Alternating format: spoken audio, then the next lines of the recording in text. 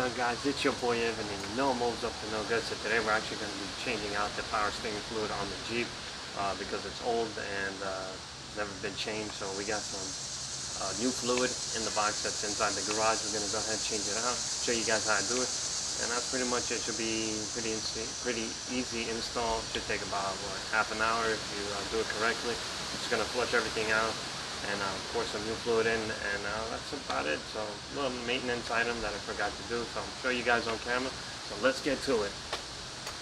Alright guys, so as you guys can tell, we got a box here, already opened it up, and we got some liquid moly central hydraulic system oil. This is MAN M3289. It's compatible with Chrysler fluid or whatever the fluid is in the Jeep. I think it's S1030 or 1080. I'm not really quite sure, but I looked it up online, and this is the exact fluid that we could use for our truck. It's a 1 liter bottle. I got how many? 1, 2, 3, 4, 5, 6 bottles, because I'm not sure how much we're gonna need to, get the fluid out. So yeah, this is the bottle. Nice design. It's compatible, so we're gonna get right to it and flush out this old fluid.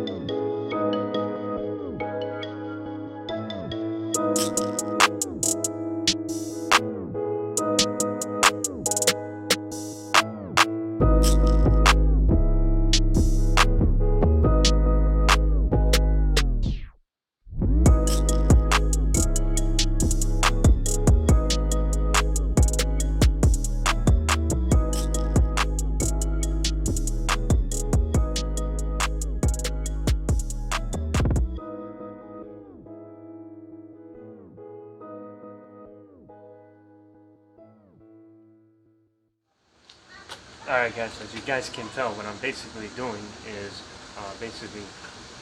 removing the old fluid first, pouring in some new fluid, starting the vehicle up or the Jeep up, and turning the wheel full lock to the left and full lock to the right. By doing so, it allows for the old fluid to come out and the new fluid to go in. And you do this a couple of times so you can get new fluid circulating into the power steering system.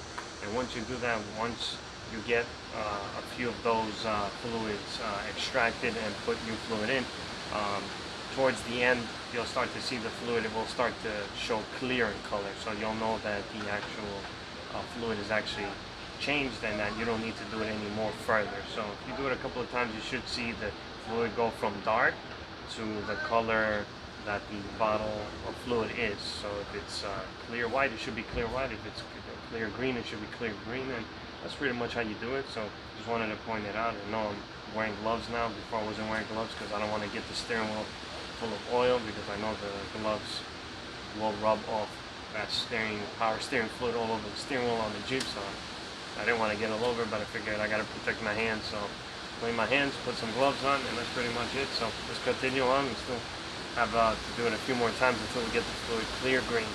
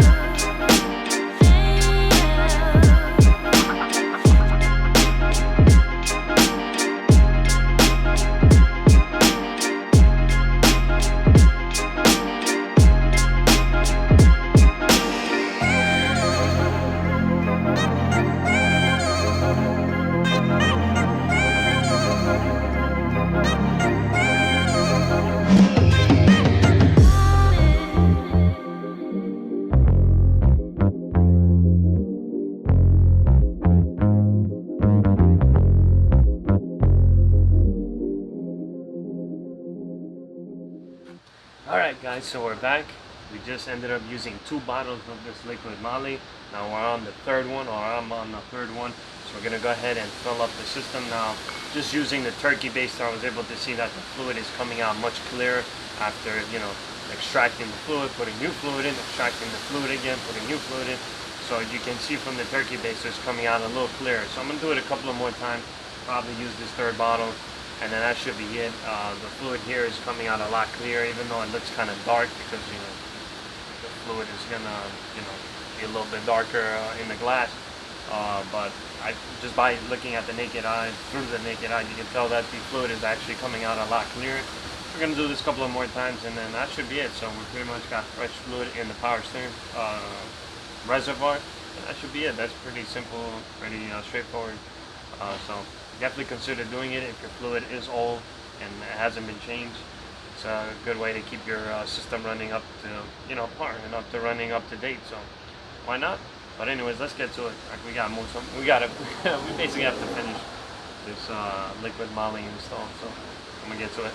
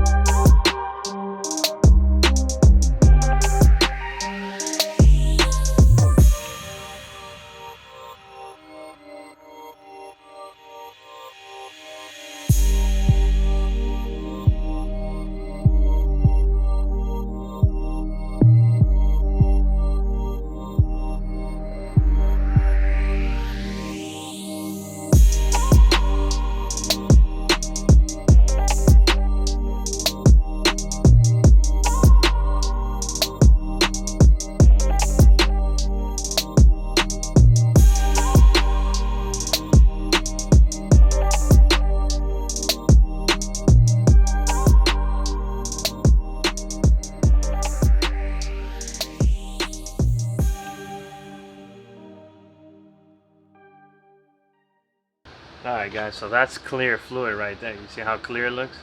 Now that's clear fluid. So we're going to do this maybe a few more times. Fluid's looking real good.